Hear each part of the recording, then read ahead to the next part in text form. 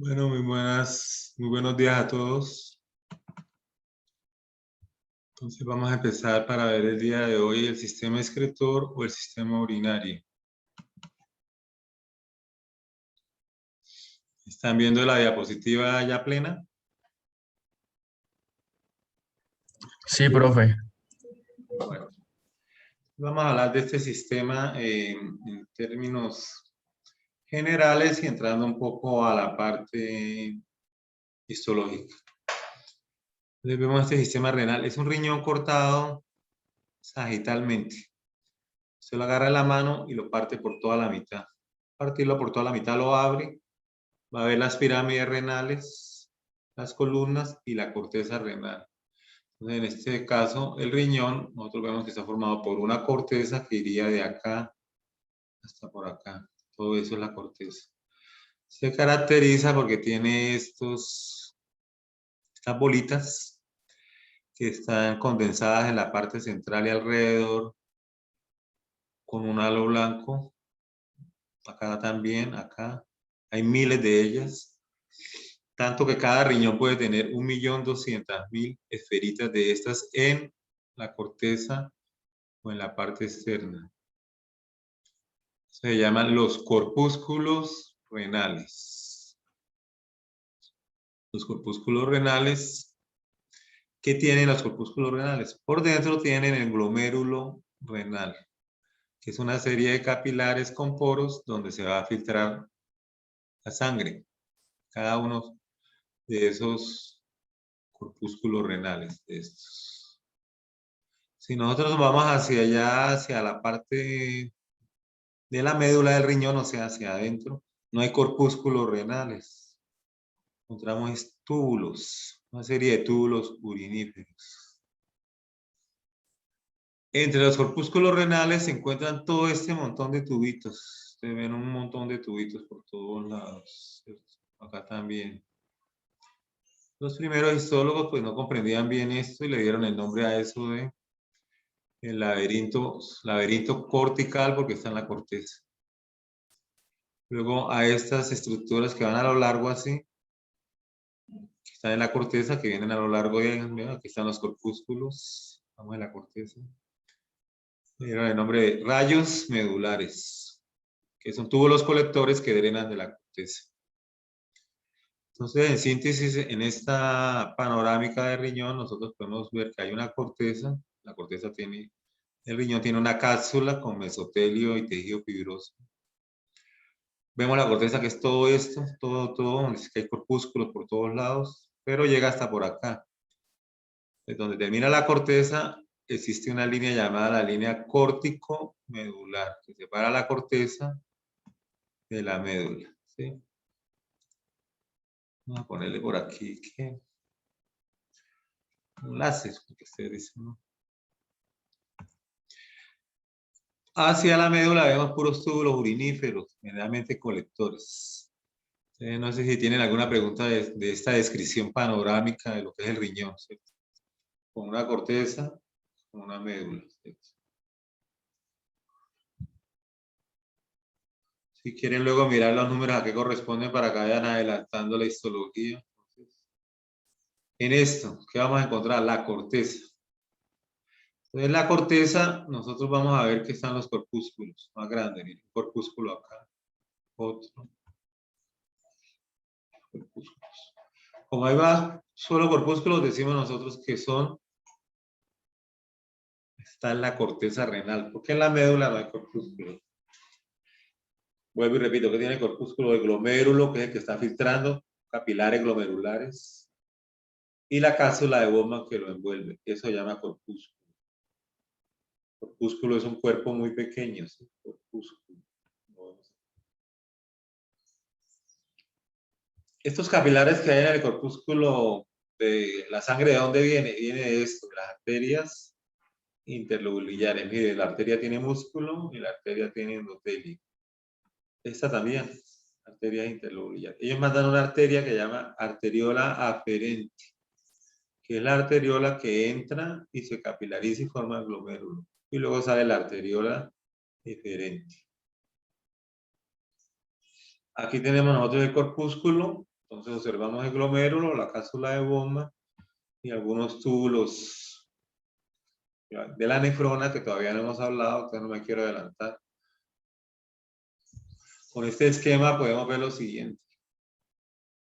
La sangre viene subiendo por el riñón, como lo ha explicado el doctor Jaime. Sube por las pirámides, como lo va a explicar y todo. ¿A qué me interesa desde el punto de vista de histología?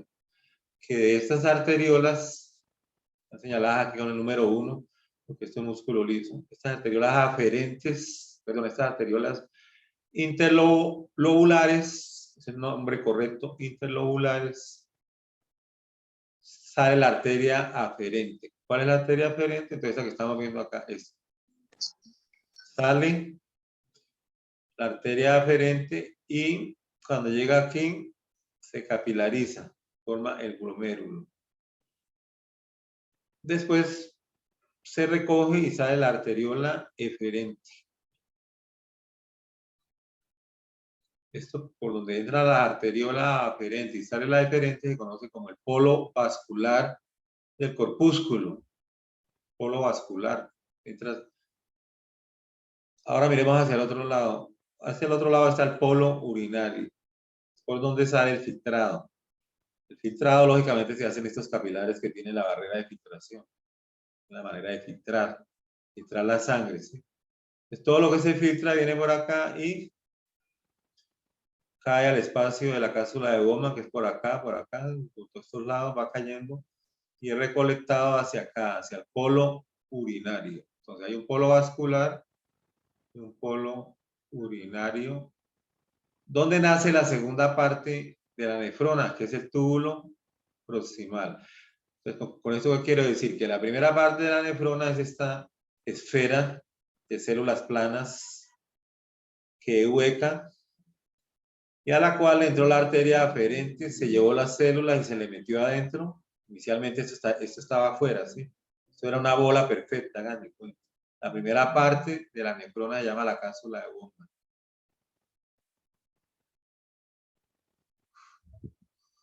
Entonces acá la vemos mejor, ¿cierto? Entonces la nefrona vemos que en esta parte, en este extremo de la nefrona, en la parte, aparece un globo como una bola y por un polo de esa bola se mete la arteria aferente y se capilariza. Pero estas células amarillas planas que están acá, al entrar a la arteria se las lleva. Y mire, quedan encima de la ramificación que son los capilares glomerulares.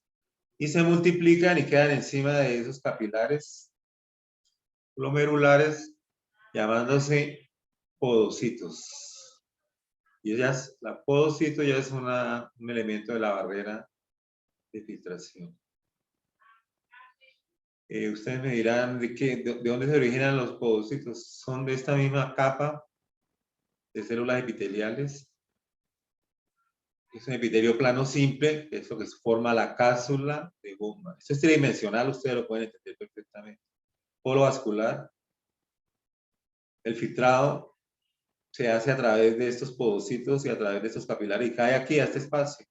Se va recogiendo en este espacio y finalmente en estos espacios. Esos espacios se conocen, ¿no? Un espacio urinario.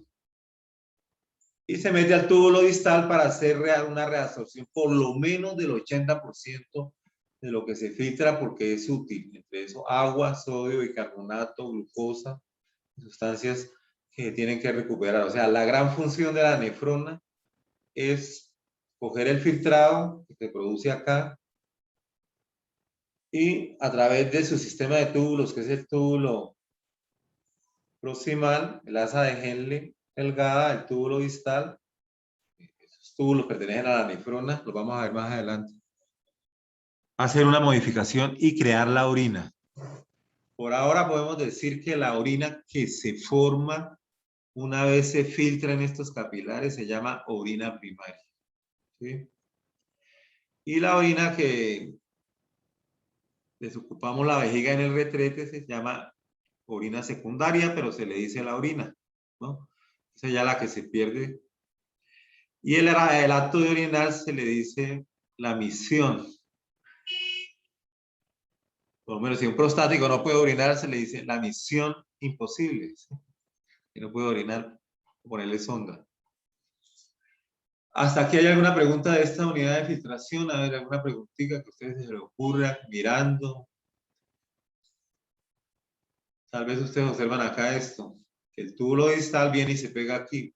Aquí forma el aparato yuxtaglomerular. Vamos a hablar más tarde acerca de esto. Vamos a ver por acá, para irnos hacia arriba.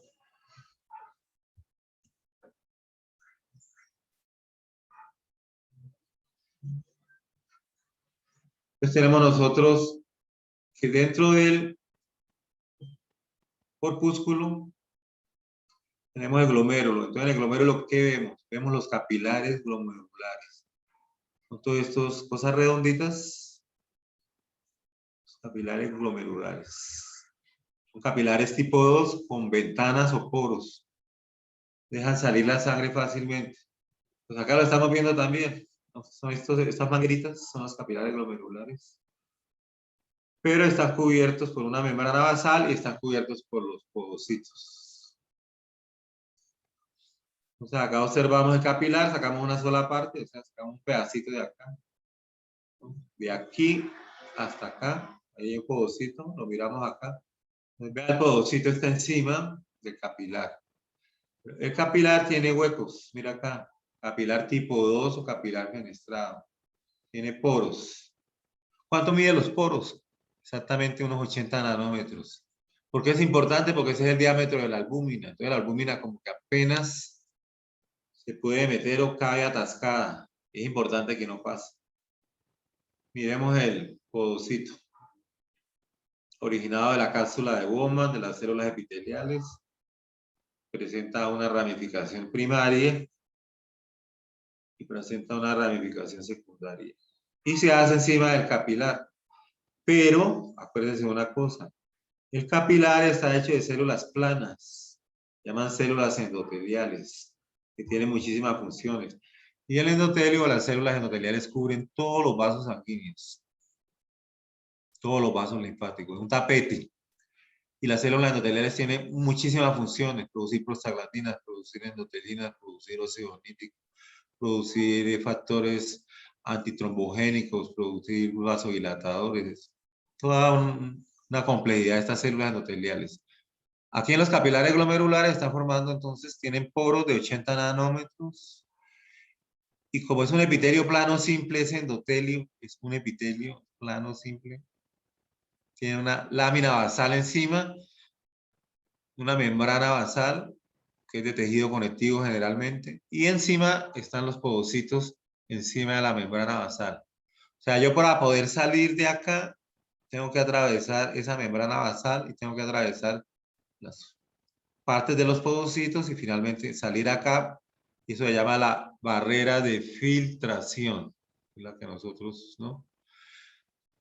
En esta microscopía electrónica, ustedes pueden observar los podocitos, ¿sí? Entonces, ¿qué me diría que a qué corresponde como esto que estoy señalando, todo esto? ¿Qué estructura es eso? ¿Qué estructura es ese tubito que da la curva por acá? Creo que son los podocitos. Sí, pero los tubos, ¿cómo se llaman? No sé, profesor. Los capilares, ¿sí? Recuerda que es como tener usted una manguera y encima de la manguera tiene los podocitos, ¿sí los ven? Sí. Entonces, lo que yo les mostraba acá, miren, aquí está el capilar y el podocito está encima. El podocito tiene ramificaciones primarias y tiene ramificaciones secundarias que son estas. Eso llaman los pies de los podocitos que llaman pedicelos. Los pedicelos. Tienen que ponerle la tilde bien porque queda entonces los pedicelo. No, los pedicelos, ¿cierto? Ahorita vamos a profundizar acá porque aquí hay una parte muy importante en los pedicelos. Entonces, entre pedicelo y pedicelo, nosotros vemos una ranura, un espacio que mide 40 nanómetros, muy pequeñito. Se llama ranura de filtración. Ahora le voy a mostrar esto a la microscopía electrónica. ¿Sí? Ustedes se quejan que no les mostramos microscopía electrónica. Aquí estamos viendo que el capilar tiene su membrana basal y encima está el podocito. Entonces, uno es el núcleo del podocito. ¿Cuál es la ramificación primaria de los podocitos? Esta gruesa, ¿se entiende? Y de la gruesa salen las chiquiticas. ¿Cómo dijimos que llamaban las chiquiticas? Pedicelos. Los pedicelos. Y el filtrado tiene que pasar entre dos pedicelos. Ahora, ¿qué había en el fondo del pedicelo? Pues la membrana basal del capilar, porque nosotros dijimos que siempre está la célula endotelial del capilar, la membrana basal y los pedicelos que se ven así como dos columnas.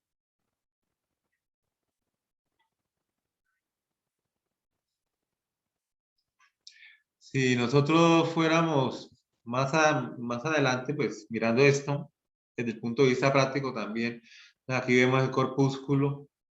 Acuérdense que esta es parte de la bomba exterior, es un epitelio plano simple con células planas. Se llama la hoja parietal de la cápsula de bomba.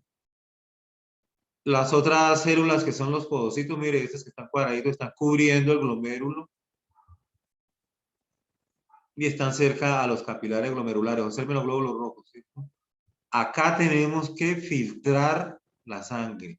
Lo que va por estos capilares tipo 2 tiene que filtrarse.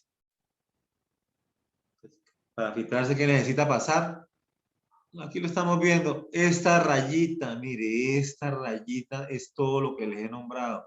¿Qué hay en esa rayita? La célula endotelial, la membrana basal, los pedicelos. Y una vez yo salgo acá, ya estoy filtrado. Entonces tengo que estudiar esa rayita. ¿No? Mire, capilar con sus glóbulos rojos. Los Pues, podocitos son nucleopodocitos. profesor, ¿Sí? en la insuficiencia renal, ¿qué células se dañan? Principalmente los podocitos. Son varias.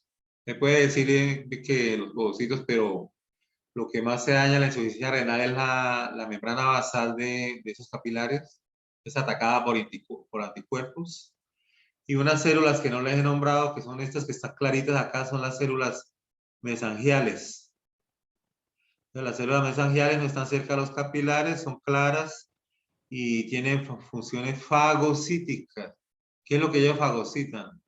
Residuos de la filtración, cosas que se pasan a la membrana basal, limpian la membrana basal. Si la membrana basal ya está muy usada, por decir así, la fagocitan y la cambian por una nueva. Entonces, más que todo sería eso. Ahora, las células mesangiales tienen receptores para angiotensina 2, que es un potente vasoconstrictor. Entonces, las células mesangiales son contráctiles, producen el mesangio, que es una especie de tejido conectivo que sostiene el glomérulo. Puede haber una enfermedad, por lo menos proliferación de las células mesangiales. Si hay muchas células mesangiales, los capilares se colapsan. Entonces tenemos una glomerulonefritis mesangial, rápidamente progresiva o lentamente progresiva. Una pregunta que tú me estás haciendo, ¿cierto? Las enfermedades de estos corpúsculos, porque en realidad son de la membrana basal o son de los podocitos, a veces los podocitos no producen pedicelos adecuadamente. Entonces, imagínese usted el caos, ¿cierto? Saliendo el filtrado sin la ayuda de los pedicelos y las ranuras de filtración. En ese filtrado no se filtraría la albúmina, ¿cierto? No, no, porque es que estos capilares tienen unos poros de 80 nanómetros. Mira, la arteria aferente entrando. La arteria aferente que viene de la interlobulillar viene con sangre sucia, a la cual sobre todo tenemos que sacarle los productos nitrogenados, o sea, el amoníaco, la urea, el nitrógeno ureico. Y la urea es lo que más se produce en la orina humana. ¿Sí? En las aves se produce ese amoníaco más fuerte, por eso cuando una ave te caga el carro, si usted no le echa agüita encima, esa pintura va a quedar manchada inmediatamente por eso, ¿no? Un consejo cuando usted lo deje por ahí al sol, porque uno lo deja debajo de los árboles y... Entonces esa membrana basal es tan delgadita acá, pero nosotros queremos verla un poco mejor, ¿no? Vayamos a nivel de los pedicelos, acá. Entonces, estamos viendo que entre pedicelo y pedicelo, nosotros vamos a encontrar las ranuras de filtración. Pero las ranuras de filtración no es un espacio que esté ahí alguna abertura, ¿sí? Por acá dice acercar. Entonces, vamos a ver si ya aprendí a hacer esto. Bueno, voy a acerqué un poquito. Entonces, se lo cuento que estas son las ramificaciones primarias y estas son las secundarias. Entonces, entre este pedicelo y este hay una ranura de filtración, ultramicroscópica, de 40 nanómetros. Encima, ahora vamos a ampliar esa ranura de filtración. Este sería un pedicelo, este sería otro pedicelo, debajo está la membrana basal y allá en el fondo estaría el capilar, la célula endotelial y llegaríamos. Cuando yo salga acá, salga a este espacio, estoy filtrado.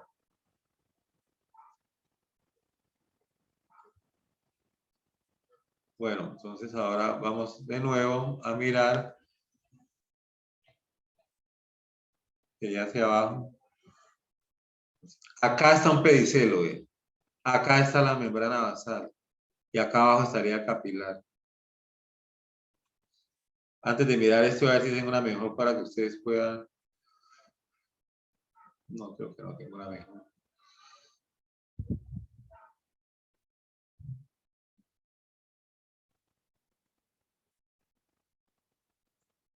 Entonces, entre esa ranura de filtración, entre ese pedicelo y pedicelo, está un ultradiafragma. Acá lo estamos viendo, que está hecho por estas moléculas rojas que se llaman moléculas, la proteína se llama nefrinas. Cuando hay un gen que no codifica bien para la nefrina, el recién nacido tiene el síndrome nefrótico congénito, síndrome nefrítico o nefrótico congénito. Las nefrinas son muy importantes en la enfermedad renal. ¿Quién me puede decir dónde está el capilar? ¿Hacia arriba o hacia abajo? Mirando esta figura. ¿Dónde está la luz del capilar que va a filtrar las cosas? Está acá hacia abajo, porque mire, esta es la membrana basal. Y aquí estaría la célula endotelial, y aquí estaría ya el plasma que se va a filtrar por los poros. Entonces tiene que atravesar la membrana basal, bueno, la célula endotelial por su poro, la membrana basal, y cae a este espacio que es la hendidura de filtración, y ahí se encuentra con las nefrinas. Las Profesor, nefrinas, ¿sí? ¿Alguien me decía?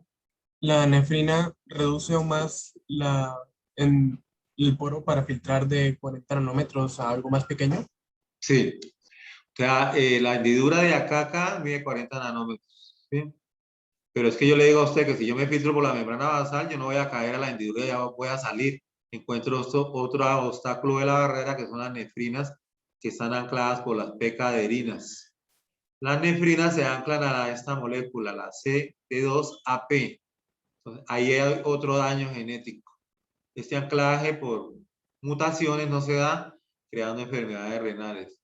Y tenemos nosotros la alfa-actinina que ancla la nefrina, pero el principal componente de estos pedicelos, de estos pies, ¿no?, que están pisando acá, son la actina. Lo vemos acá. Estas moléculas también se pueden dañar. Lo que yo les quiero decir es que la enfermedad renal puede venir a nivel molecular por daños en estos genes y sobre todo en la podocina. Tanto la podocina como las nefrinas, como las cateninas, estas moléculas son electronegativas. Entonces yo me podía pensar, ¿por qué está formada la barrera de filtración, cierto?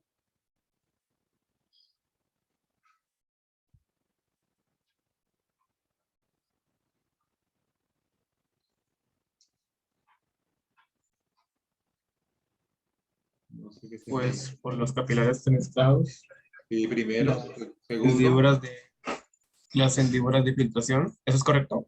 No, pero antes, encima de las células endoteliales del capilar, ¿qué hay? Sí.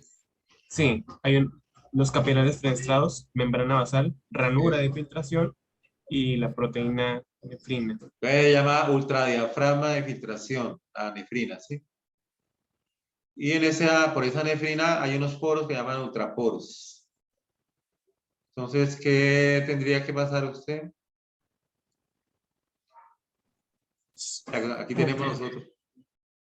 Tenemos los capilares.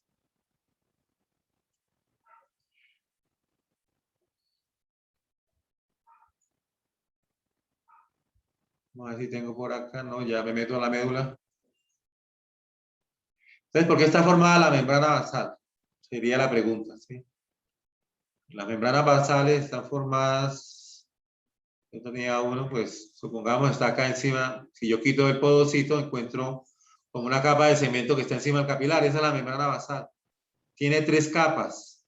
La lámina rara, que toca más o menos el capilar, en la profundidad, la lámina media y la lámina rara que mira hacia el podocito.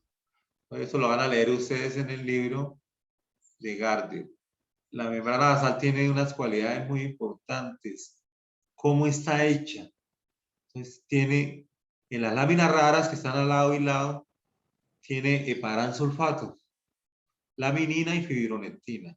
El heparansulfato es un glicosaminoglicano altamente electronegativo. O sea, la membrana basal es electronegativa. Si pasamos de la, porque tiene 3 capas, ¿sí? Si pasamos de la capa que está contra las células endoteliales, la primera capa que mide 100 micras, pasamos a la capa media, que es la capa densa, que está hecha de colágeno tipo 4. Entonces, ese colágeno forma como un filtro, como un enrejado, para que no pasen las proteínas. Posteriormente encontramos la otra lámina rara, que es igual con heparansulfato, cargada electronegativamente para que no pasen las proteínas. Y ahí en ese momento sí salimos nosotros a la ranura de filtración, que estamos hablando acá, ¿sí? No, esta es la membrana basal.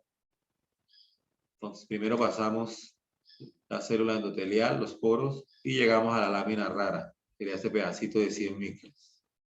Luego pasamos a la lámina densa, sería este otro pedacito de 100 micras, está hecha de colágeno 4. Y luego pasamos a la otra lámina rara que es igual a la de acá, pero es la que mira hacia los pedicelos. Entonces también heparansulfato, laminina, fibronectina. Entonces toda la membrana termina siendo un filtro y un filtro eléctrico. Entonces, ¿qué se daña? Los anticuerpos por la inmunoglobulina o las inmunocomplejos circulantes, como enfermedades como el lupus, o enfermedades como la artritis, enfermedades como la misma diabetes, van a caer acá y van a destruir el heparansulfato. El heparansulfato tiene carga electronegativa. Van a llegar acá y van a atacar el colágeno tipo 4. Los inmunocomplejos van a tomar el complemento que ustedes lo van a ver después y eso destruye. Entonces, ¿qué pasa con esa membrana basal que tiene toda esa estructura electronegativa y que tiene colágeno 4 y todo? Que se va a formar una cicatriz fibrosa, que la membrana basal se va a destruir y que esto va a suceder en todas las membranas basales de todos los podocitos, de todos los glomérulos que forman el riñón, formando la insuficiencia renal. El filtrado llega acá y den cuenta que los podocitos no tocan la membrana basal, hay un espacio como de 20 micras. Entonces el filtrado llega por acá, pasa por los poros de las nefrinas y sale acá. Cuando yo salgo acá, ya estoy filtrado.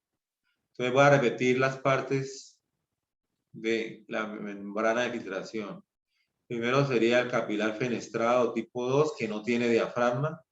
Se mete por los poros de 80 nanómetros, llega a la lámina rara, luego pasa a la lámina densa, luego pasa a la lámina rara, esa es la membrana basal, perdón, está señalando mal, la lámina rara acá, la lámina densa y la lámina rara.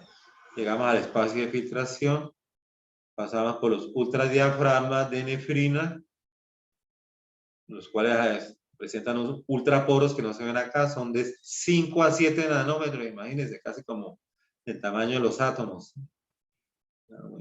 Y finalmente se filtra. ¿Qué se filtra? Por lo menos las sustancias muy pequeñas se filtran, pase lo que pase, se filtran las hormonas, todo lo pequeño se filtra. Las proteínas que tienen carga negativa y son pequeñas no se filtran porque el filtro eléctrico las repele.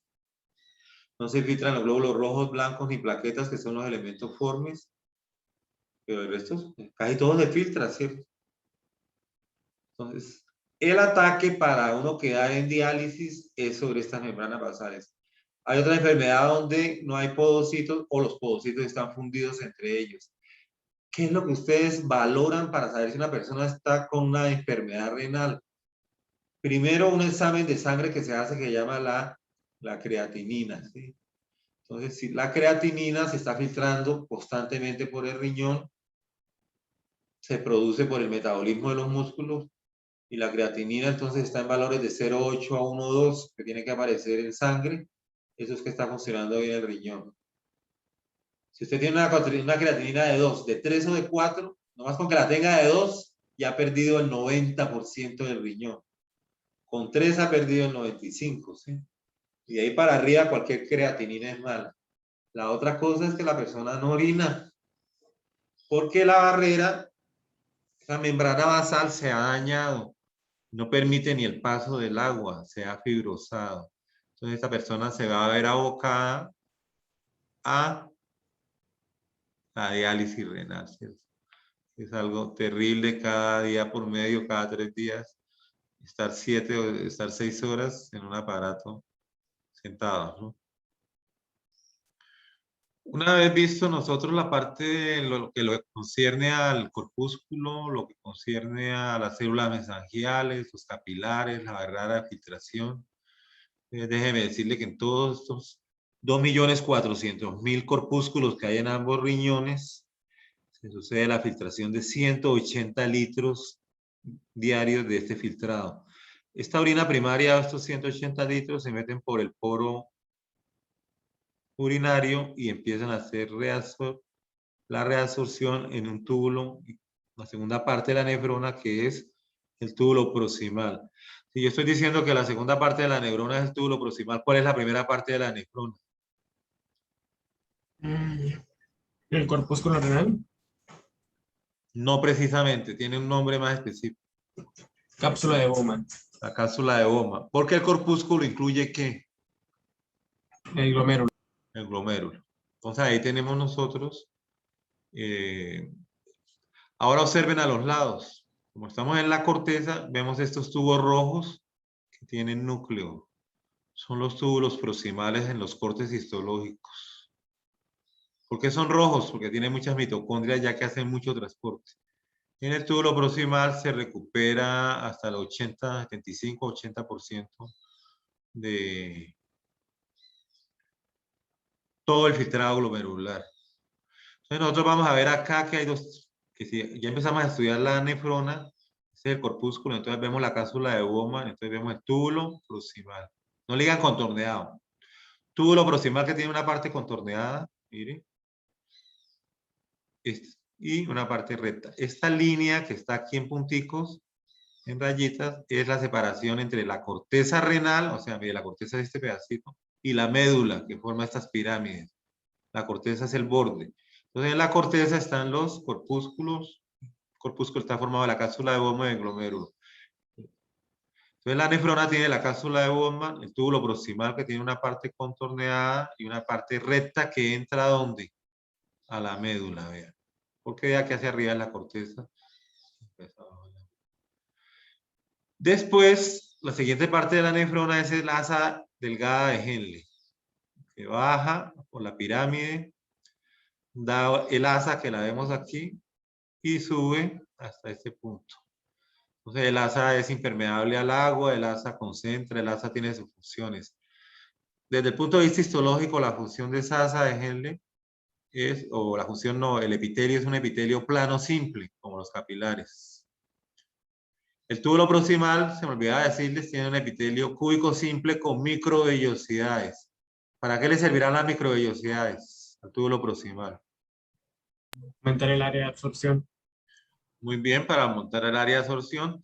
Tiene, ¿no? O sea, aquí estamos viendo esta nefrona, que son de las nefronas que están abajo, cerca a la línea córtico-medular, son las neuronas justa medulares. Entonces, estas son las que expresan asas de Henle largas y todo lo que estamos viendo acá.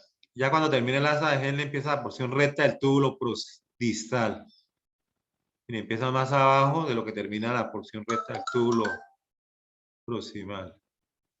Vemos acá viene, saluda la arteria aferente y eferente formando el aparato justaglomerular. Y finalmente el túbulo distal da la curva y desemboca en el túbulo colector. El túbulo colector no pertenece a la nefrona. O sea que la nefrona es cápsula de Bowman, túbulo proximal, con su porción contorneada y recta, asa de Henle delgada, túbulo distal con su porción recta y contorneada cuando entra la médula que forma el aparato yuxtaglomerular y finalmente desemboca al túbulo colector. Voy a dejar la grabación ahí, voy a descansar 2 minuticos. Ya voy a abrir, hacer una cosa y ya vengo.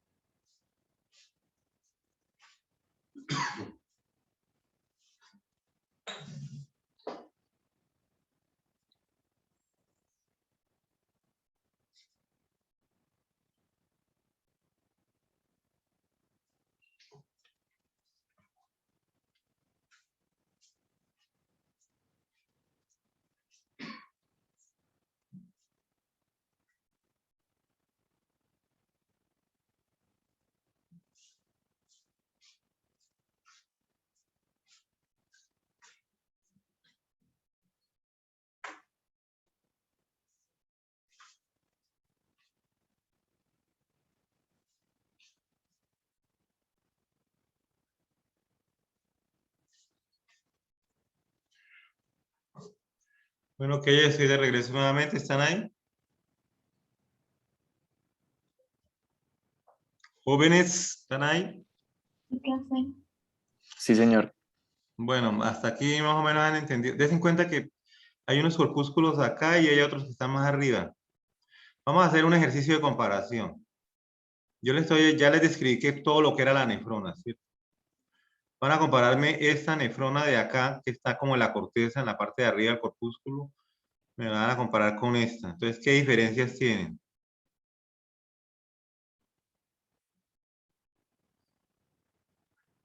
Hay una que sobresale a leguas.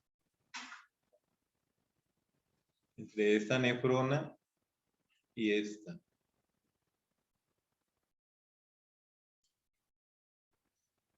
A ver, chicos. Como dice Jaime, no me dejen morir. Miren el asa de Henle, ¿cómo es? Asa de Henle delgada.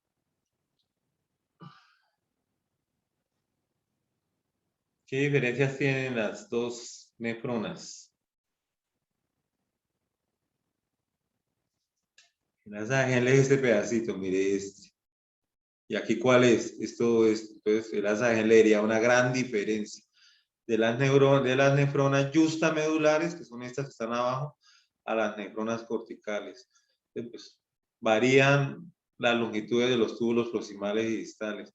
Pero ahora deben dar acá en un colector que está en la corteza. Los colectores son como más de la médula, pero esos colectores me van a recibir de esas nefronas de arriba, corticales, van a recibir el túbulo distal. Se llaman rayos corticales, esos colectores. Vuelvo y le repito, los colectores no pertenecen a las nefronas. El túbulo distal tiene que conectar acá al colector. Aquí está conectando otro. A veces por un defecto genético el túbulo distal no conecta al colector, sino que queda tapado. Y si queda tapado, entonces se empieza a producir aquí orina y no puede salir al colector. Entonces, ¿qué pasa? Esto se hincha. Y al hincharse se hincha todo y se forma un quiste. Se llama la enfermedad poliquística del recién nacido. No conecto la nefrona en el túbulo distal con los colectores. Puede ser en diferentes proporciones el daño de las nefronas. Un 33%, un 66%, un 90% ya es incompatible con la vida. Miremos el destino de la arteria eferente. Ustedes ven la arteria aferente por acá, ¿cierto? La arteria aferente viene, se filtra. ¿Qué hace la arteria eferente? Mire, se enreda en la misma nefrona. Se capilariza y de esa manera hay un transporte de los túbulos de la nefrona hacia la sangre nuevamente. Y cuando estoy yo recuperando en el túbulo proximal, acá, estoy recuperando yo hasta el 80% del filtrado. ¿Sí? La arteria eferente se va paralela a la nefrona para que haya un intercambio entre el túbulo y la sangre que representa esa arteria eferente. Y luego viene la arteria interlobar. Esto, nosotros generalmente cuando estudiamos el riñón estudiamos los nefrones justamedulares y son los últimos que se pierden. O sea, cuando hay una enfermedad renal se pierden primero los de acá arribita, todo esto va dañando y los últimos que quedan son los que están cerca de la pirámide, tiene el borde córtico medular, o sea, aquí mismo, los justamedulares.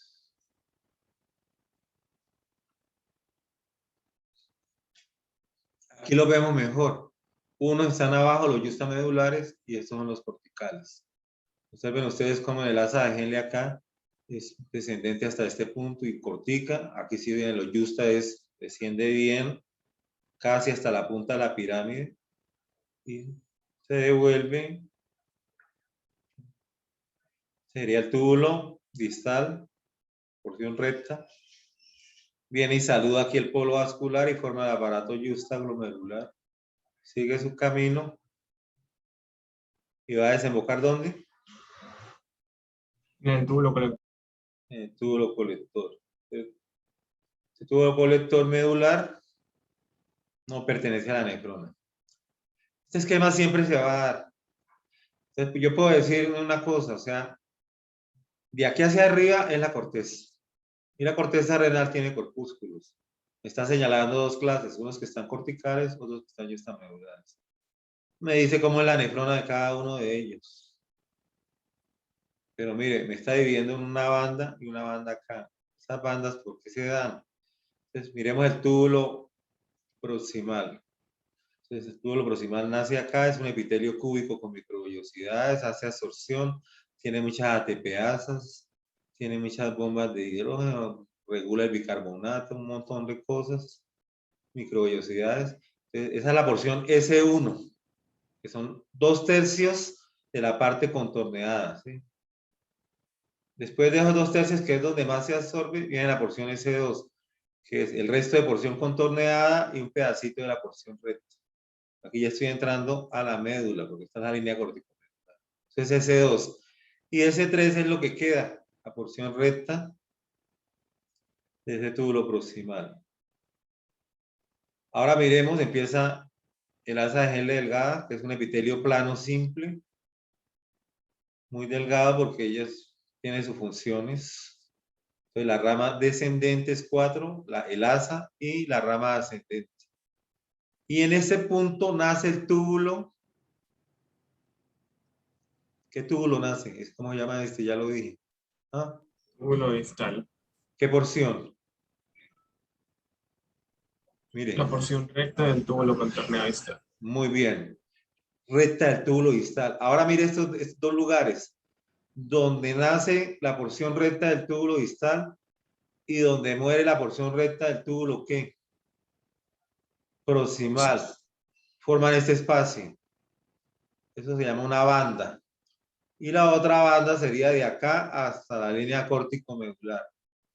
Entonces, la banda externa y la banda interna. ¿De quién? De la médula. Entonces, en términos generales, la médula tiene dos partes. Una médula externa que va de acá hasta acá. Y una médula interna que va de acá hasta la punta de la pirámide. ¿Okay? Ahora, la médula externa tiene dos bandas. Una banda externa que va de acá hasta acá y una banda interna que va de acá hasta acá. Y ustedes me preguntan, ¿eso por qué es importante? Estoy delimitando, miren, donde muere el túbulo, la porción recta del túbulo proximal y donde nace la porción recta del túbulo distal. Túbulo distal, porción recta, mucho más larga. El túbulo distal no se contornea tanto. Llega acá, forma el aparato iliosternoglomerular y finalmente va a ir al colector. Los colectores de este punto ya sale a cáliz menor. Esta es la punta de la pirámide. Ahí hay unos colectores muy grandes. Hay colectores que desembocan encima de colectores. Y eso se va a un árbol de crecimiento hasta llegar a los más grandes que llaman colectores papilares. Colectores corticales y rayos medulares son los colectores en la corteza. Serían los tres nombres que usted le daría a los colectores. En la corteza, rayos medulares. En la médula externa, entonces ya llamarían colectores medulares. Y hacia la papila, colectores papilares. ¿Sí se entiende todo esto, más o menos? Para que ustedes... Corteza, médula. Y médula a su vez se divide en partes internas y externas. Y la parte externa se divide en banda externa y banda interna. ¿Qué se refiere? ¿Por qué les digo esto? Porque cuando se está investigando, hay gente que dice, ¿usted en qué trabaja? Yo trabajo en banda interna, ¿no? Yo hago investigaciones en banda externa, etc. ¿no? Las enfermedades renales que generalmente suceden más que todo, no en las nefronas, por lo menos en el túbulo proximal, el síndrome de Fanconi. El túbulo proximal no reabsorbe. Le faltan transportadores, es perezoso y deja pasar entonces muchos elementos importantes a la orina. Y eso es una gran desventaja porque estamos perdiendo proteínas, porque estamos perdiendo glucosa, estamos perdiendo hormonas. Esto es una enfermedad genética, ¿no? Estas enfermedades que son como huérfanas.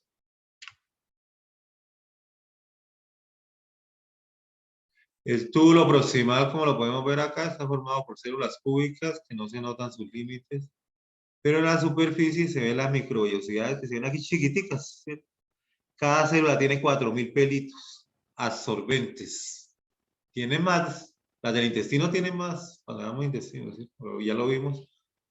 El duodeno tienen 10.000, estas tienen 4.000 a 6.000, depende si es la porción S1, donde las microvellosidades son más largas, de 1,5 a 2 micras. Y en la porción S2 que nombrábamos, pues hay menos vellosidades. Entonces, epitelio cúbico con borde en cepillo se llama. Epitelio cúbico con microvellosidades o con borde en cepillo. El túbulo proximal me va a hacer la absorción. Todo eso que usted va a ver en fisiología, ¿qué es lo que se va a hacer ahí? Entonces, eso es para los fisiólogos. Túbulo proximal, túbulo distal, transporte en el túbulo proximal, sodio, las ATPasas, túbulo proximal.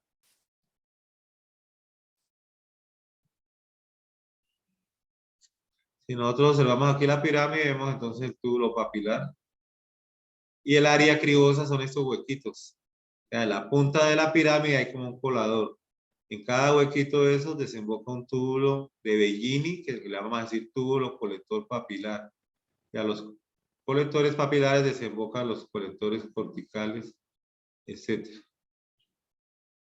Esa unidad de filtración nosotros la podemos ver siempre. El glomérulo, el túbulo proximal con sus partes contorneadas y rectas, el asa de Henle, el túbulo distal, Por lo menos acá, en este dibujo, y en eso sí quiero que ustedes, si se fijan en lo que yo he dicho, me digan por qué este dibujo está mal. ¿No? Entonces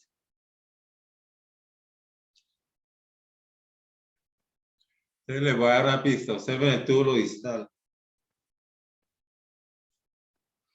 Nosotros dijimos que el túbulo distal cuando subía a la corteza iba a saludar o iba hacia dónde. Ah, sí, iba al aparato yuxtaglomerular. Y des en cuenta qué pasa con este túbulo distal, ¿qué hace? No está allí. Entonces está mal dibujado, ¿cierto? Porque tendría que venir acá a tocar el polo vascular, como los otros que les mostré. Eso ya se da cuenta por la... Acá, pues, el túbulo distal, lo mismo, el túbulo proximal, la parte recta, el asa de Henle delgada, el túbulo distal, la parte recta y la parte contorneada. Esto debe tocar acá para hacer el aparato, el túbulo colector. Miremos el asa de Henle delgada, está hecho el epitelio plano simple. Este epitelio plano simple puede tener células que son permeables al agua o impermeables al agua. Lo van a ver en fisiología. El asa de Henle entra a la médula y tiene que ver con los procesos de volver la médula hiperosmótica, ¿sí? Contrario a la corteza que es isosmótica o isosmolar. Entonces, el asa de Henle tiene unas células planas parecidas a un capilar con unas células poco protuberantes. Puede medir de 9 a 10 centímetros en las nefronas justamedulares. Y a los cortes histológicos las vemos así, epitelio con las células que protruyen. El asa gruesa de Henle, que es la porción recta del túbulo distal, lo vemos acá. Se le dice porción gruesa del asa de Henle. Porción gruesa del asa de Henle. Esta acá, porción delgada. Esta, mira acá. Vemos las células, la pared muy delgada.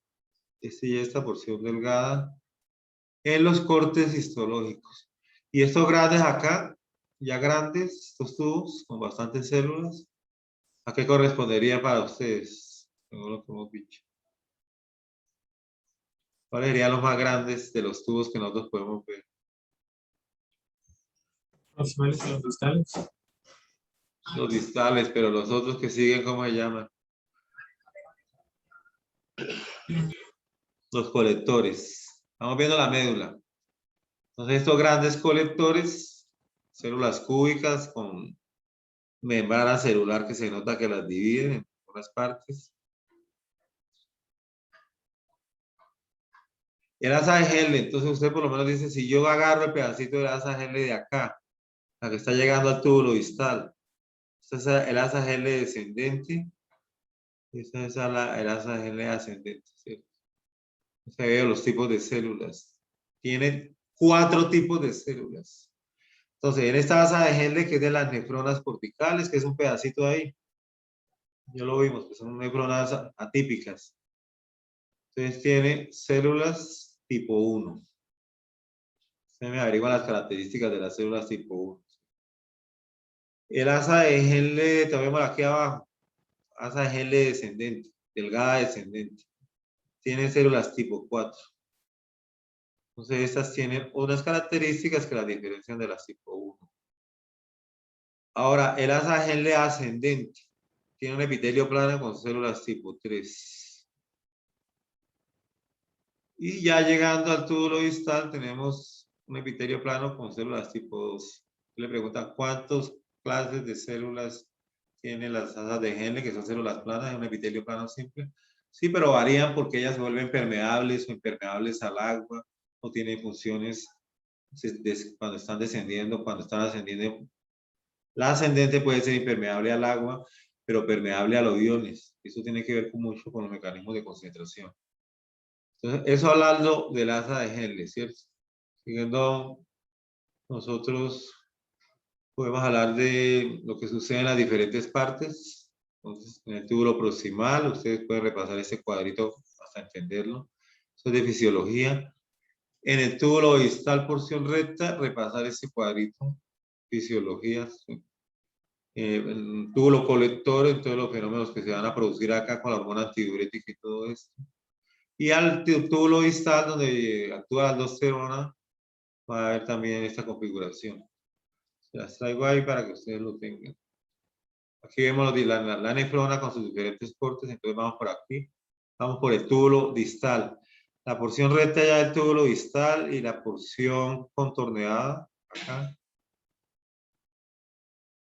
Es un epitelio cúbico simple, como el que está acá. ¿Sí? Epitelio cúbico simple, no tiene microvellosidades, tiene una luz bien definida y bastantes células. El túbulo distal tiene que ver más con intercambio de iones y cuestión de bicarbonato, ¿no? Porque la primera porción del túbulo proximal se encarga de absorber lo que son aminoácidos, pequeños péptidos y otras cosas como la glucosa y todo esto. Aquí en el túbulo distal ya se hace un balance.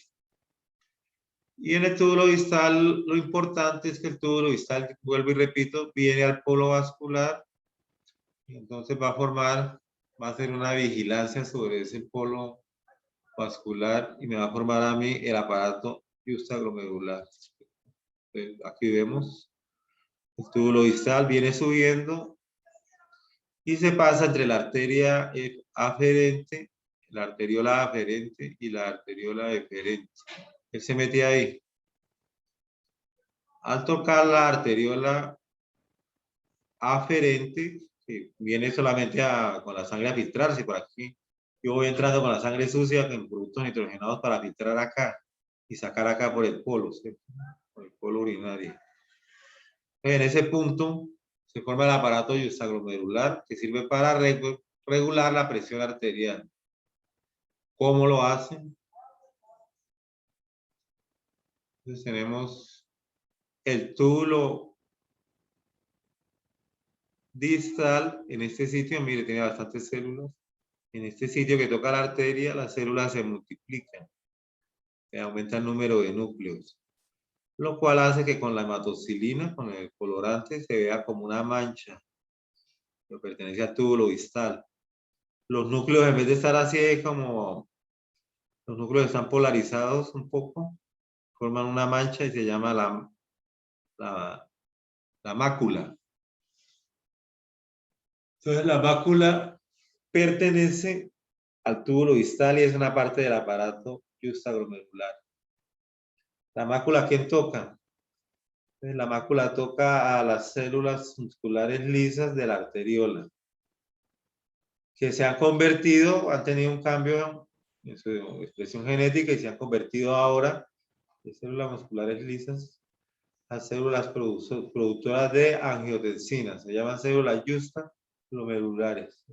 Justamedulares. ¿Por qué está formado el aparato justaglomerular? Es por la mácula densa, ¿no? Están unidos todos esos núcleos por las células justaglomerulares.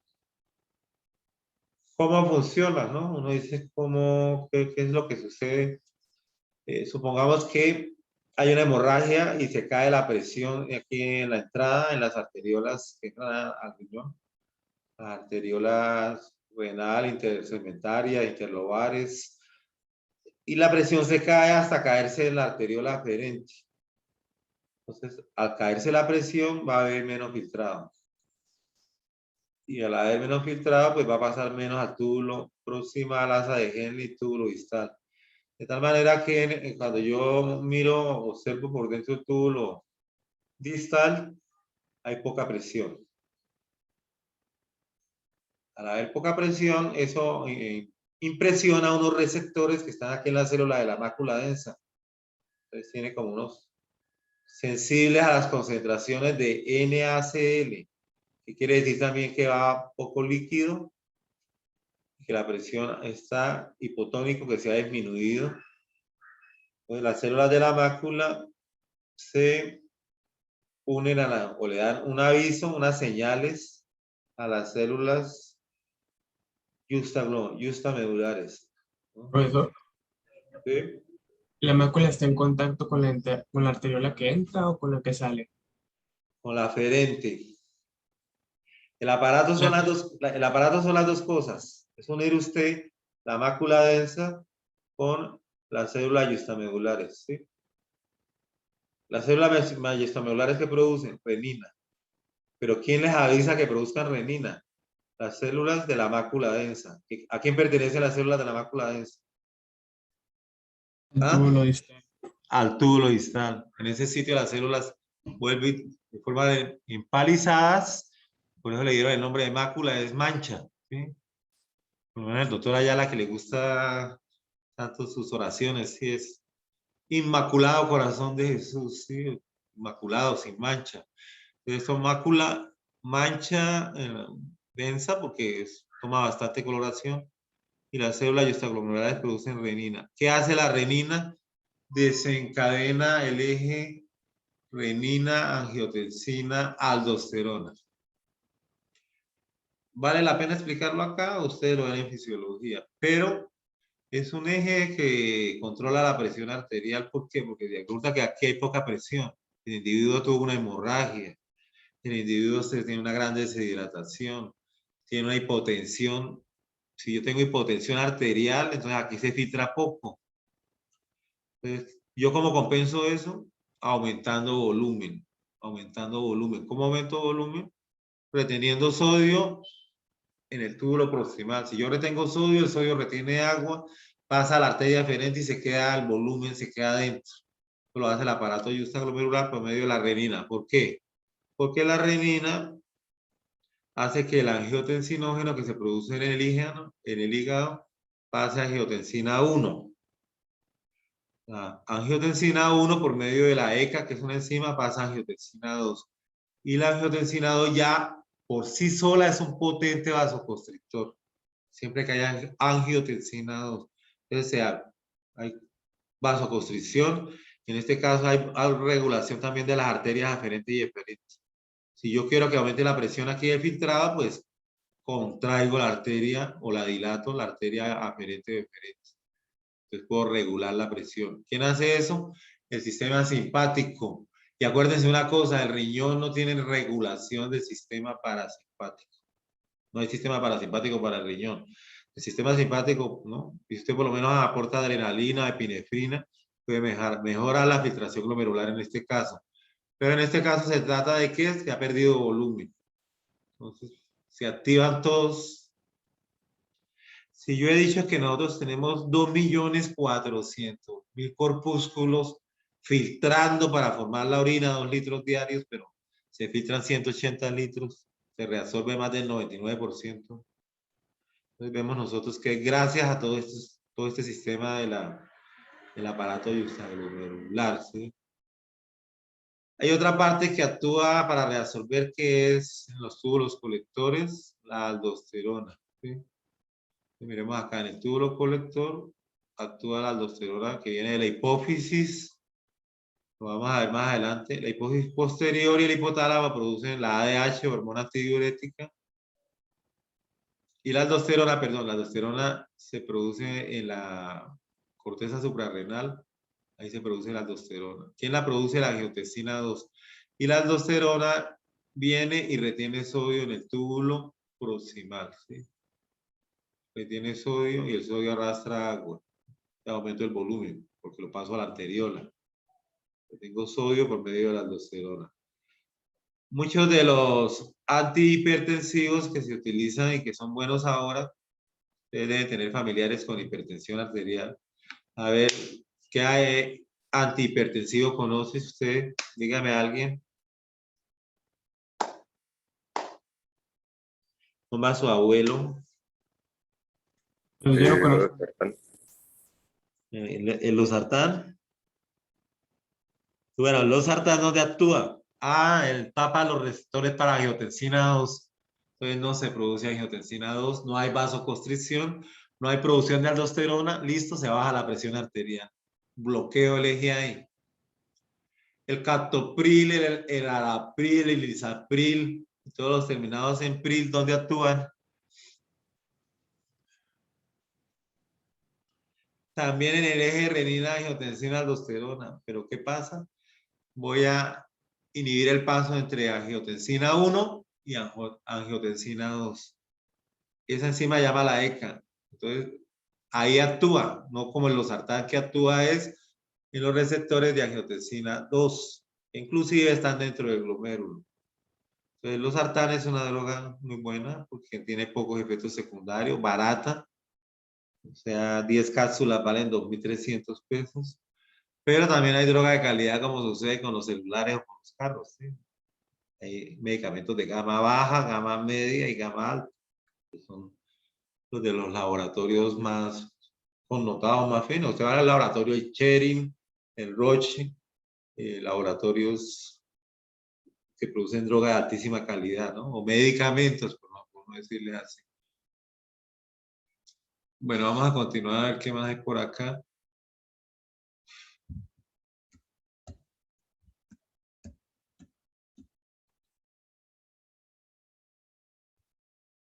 Cuando ustedes observan la médula, ustedes observan 4 cosas. Observan primero que todo los túbulos grandes o los túbulos colectores, como como estos. Los que son pequeñitos así como un arito con el epitelio cúbico bajo, son las porciones gruesas de la asa de Henle, la segunda cosa. Los que tienen un epitelio muy delgadito como este, son las porciones del asa de Henle que la porción delgada del asa de Henle, ¿cierto? Y la arteria eferente de estos capilares justa, se dividen estos capilares que llaman vasos rectos. Ahí, estos vasos rectos van a hacer el intercambio entre estos asas de Henle, delgadas, gruesas, túbulos colectores. En la corteza, si nosotros observamos la corteza, en los cortes que nosotros vimos acá, sucede lo mismo, pero la corteza ya tiene corpúsculos, túbulos proximales, túbulos distales. Cambia mucho el panorama. En la médula no va a haber eso. Y los vasos rectos, aquí no se llaman vasos rectos, sino se llaman capilares peritubulares. Mírenlos acá. Capilares peritubulares que hacen también el intercambio con los túbulos proximales. Toda la reabsorción va hacia esos capilares, que son ramas de la arteriola, número 9 de la arteriola eferente. Vemos nuevamente todo el aparato de filtración, ¿cierto? Y acá vamos a ver la memoria que ustedes tienen. ¿Qué sería esta rayita?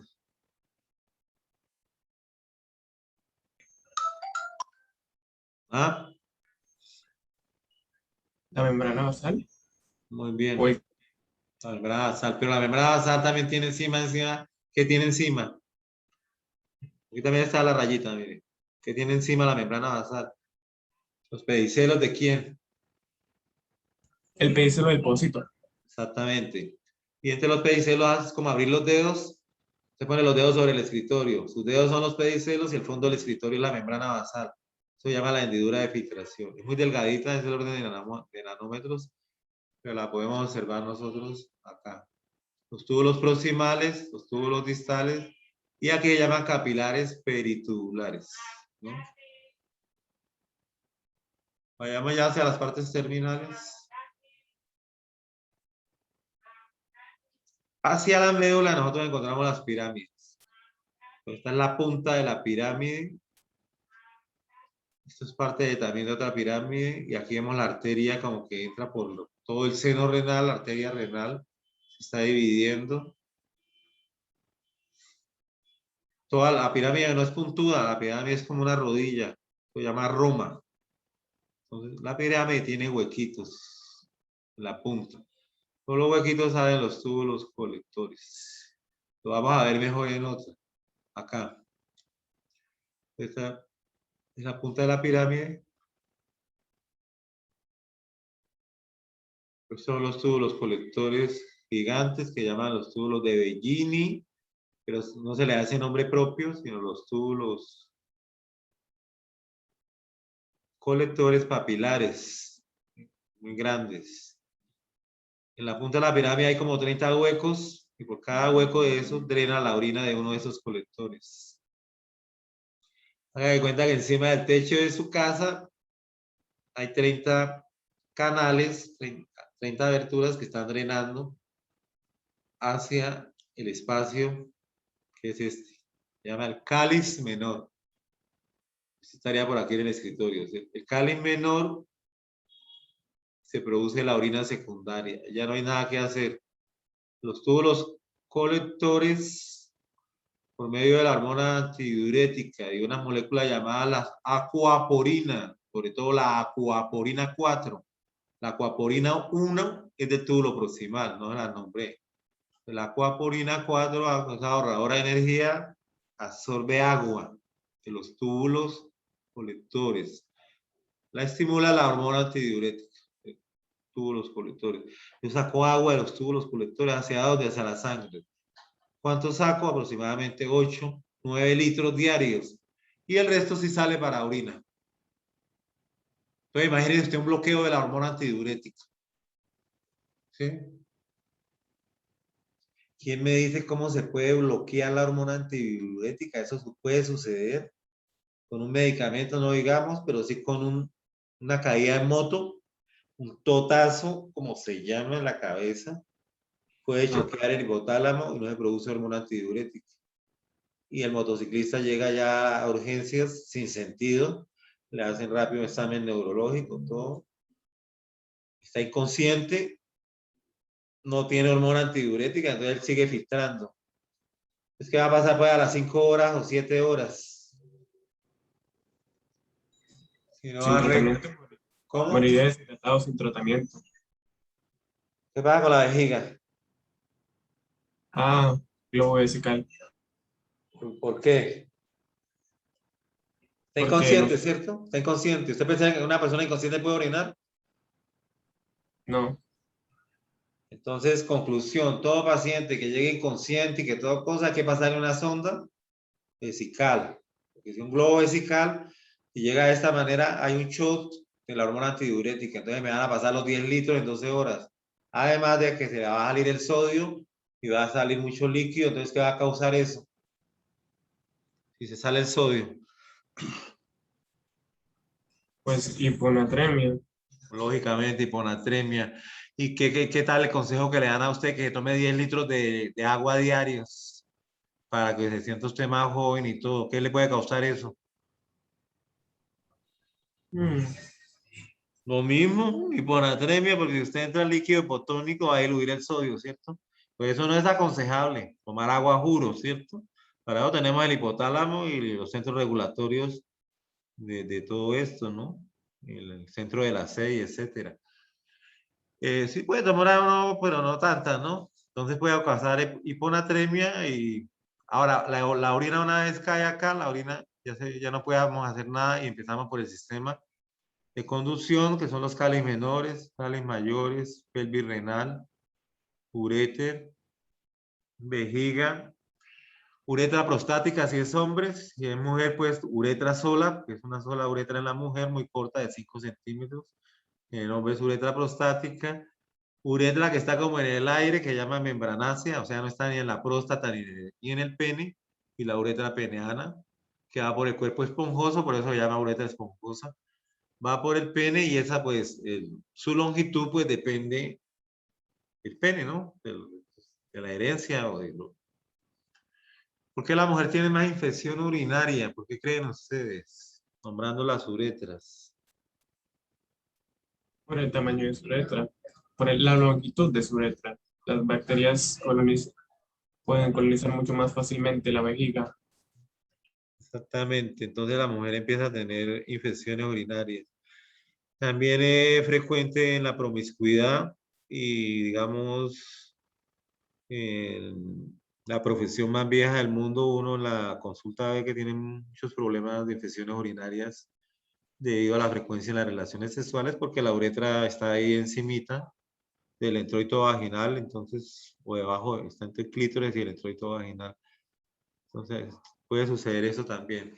Ustedes dirán, bueno, profesor, pero si esto es la médula, ¿por qué nosotros observamos acá corpúsculos y vemos corteza? O sea, se sobreentiende que aquí en la médula y por acá también, ¿no?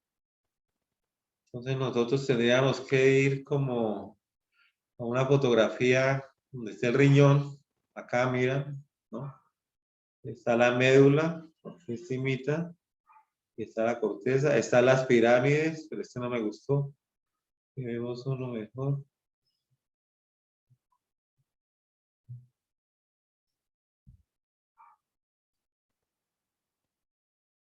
Tenemos este. Cuando aparte del riñón usted ve las pirámides, ¿ve? Las distingue bien. La punta de la pirámide, ¿cómo dijimos que llamaba? Papila. La papila. Y tiene unos huecos que se llaman área, ¿qué? Cribosa. Cribosa. Y por ahí desembocan los túbulos ¿de quién? Los túbulos colectores. Papilares. Papilares, ¿de acuerdo? Los que están por aquí se llaman medulares. Los papilares, los colectores de las pirámides. Y los que están en la médula se llaman rayos medulares. Todos son colectores. Entonces, ¿qué les estaba mostrando yo? La pirámide. Entonces, ¿qué pasa? Que esta es la médula, pero observen acá. La médula se mete entre las pirámides. Eso se llaman las columnas renales. Tenemos por acá, viene la médula y la médula se mete entre ¿qué? De las pirámides. Yo estaba viendo la pirámide y por eso le decía, ¿y por qué veo corpúsculos acá? Porque pertenecen a quién? A las columnas renales. ¿Y queda claro o no? Vayamos otra vez nuevamente a la fotografía. Estábamos diciendo que esta es la pirámide, que esta es la punta de la pirámide, que esta es la papila renal, que es el cáliz menor. Ah, el cáliz menor tiene epitelio de transición, miren. Y sigue hasta allá. Este espacio también es de cáliz menor. Ahí se acumula la orina. Y esto se dilata y el epitelio de transición se distiende como en la vejiga. Toda la vía urinaria tiene epitelio de transición, de los cálices menores. Esto se puede dilatar y forma una enfermedad llamada hidronefrosis, donde usted al tomar la radiografía, usted ve que toda la vía está dilatada, muy dilatada toda la vía de los cálices menores, mayores, del uréter. Y la hidronefrosis comprime esto, el parénquima renal, y lo puede dañar el riñón. ¿Ok? Entonces esto sería de la columna renal. Esto sería sobre el cáliz menor.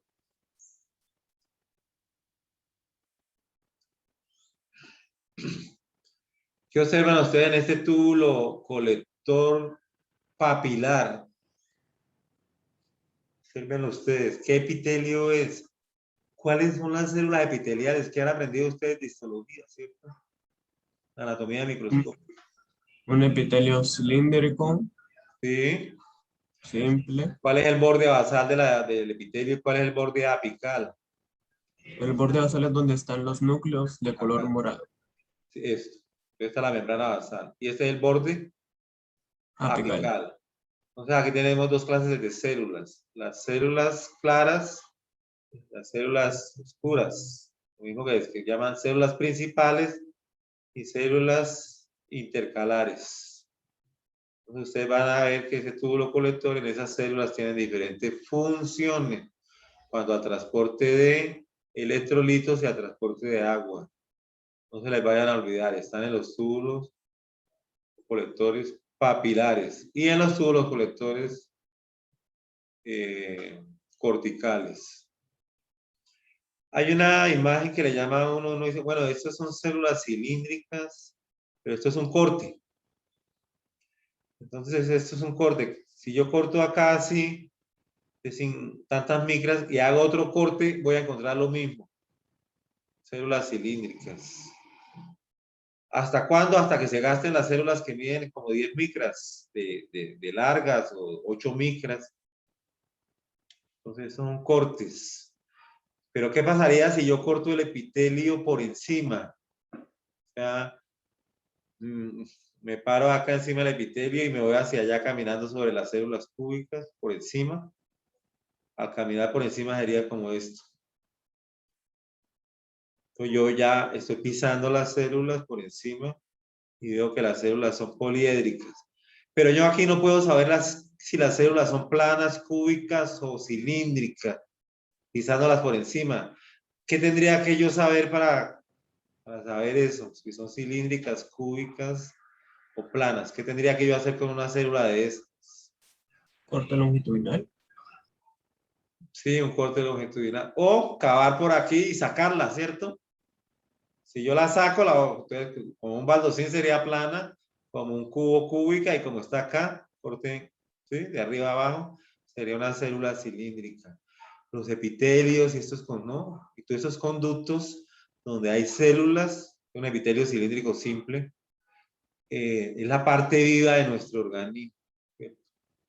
La parte que está haciendo las funciones, la célula es la unidad funcional y estructural de la vida, y el tejido conectivo y los vasos sanguíneos pues aportan sus nutrientes para que se hagan todas estas funciones.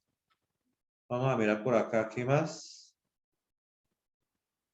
Esto es un esquema donde ustedes ven lo que hablábamos, ¿sí? El corpúsculo, o sea, la nefrona, proximal, parte recta del proximal. ¿Qué sería este hilito? Clase de Henle. ¿Qué? Les falta el apellido. La porción recta de la de Henle. ¿Pero qué porción? ¿Delgada o gruesa? Ah, venga. Delgada. ¿Sí? Me vas a acordar de un amigo como mío que era tan flaco que la pijama tenía una raya, imagínense. Cuando venía la novia se le escondía detrás de un póster, ¿sí? Entonces, la porción delgada, para acordarnos de eso, ¿no? Delgado, ¿cierto? La porción gruesa del túbulo proximal se conoce como porción gruesa del asa de Henle. Eso es lo que llamamos en los cortes. Esta no implica, ¿no? Que no es esta. Porción gruesa del asa de Henle. Y el túbulo distal desembocando al túbulo colector.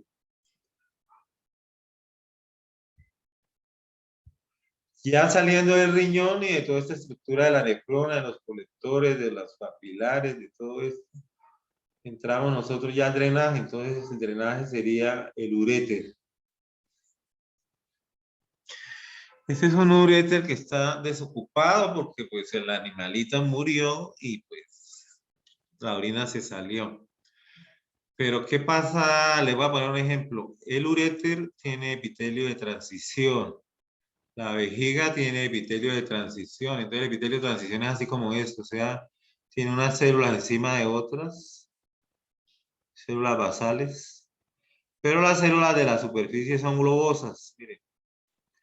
De tal manera que cuando se alargue, se llene esto de líquido, estas células se aplanan y resisten y aumentan el área. Son las células globosas o endomo, pertenecen al epitelio de transición. Entonces están en toda la vía urinaria, están los cálices menores, cálices mayores, la pelvis renal, el uréter y la vejiga. En el caso del uréter sería lo que les estaba mostrando acá, ese epitelio de transición acá. Uno tiene una concepción diferente de que la orina sale por el cáliz menor, ¿no? Que la orina sale por el cáliz menor, por acá, por estos cálices menores, por el epitelio de transición, se ve mejor acá, el epitelio de transición. Este cáliz menor se distiende y este volumen aumenta.